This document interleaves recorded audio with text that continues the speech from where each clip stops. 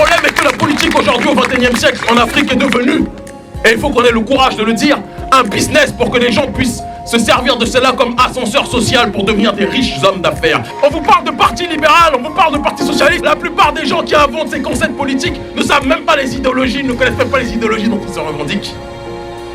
On a quitté la France dite coloniale en surface, mais on a repris tout son logiciel idéologique, intellectuel, pour faire notre vie politique en tant que telle. Est-ce vrai ou est-ce faux ce que je dis? Mais cette façon de faire de la politique est complètement éloignée de nos réalités. La plupart des politiciens, quand on leur demande le salaire moyen de la population, ils sont incapables de le dire.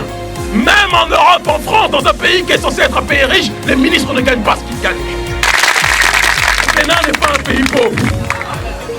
Le Bénin est l'un des pays les plus riches potentiellement, mais l'un des pays où l'oligarchie ou l'élite a décidé de réunir toutes les richesses et de ne pas les partager. C'est ça le vrai problème, il n'y a pas d'autre problème aujourd'hui. Dire que c'est un pays pauvre, c'est donner raison à ceux qui ne vous donnent pas de bourse.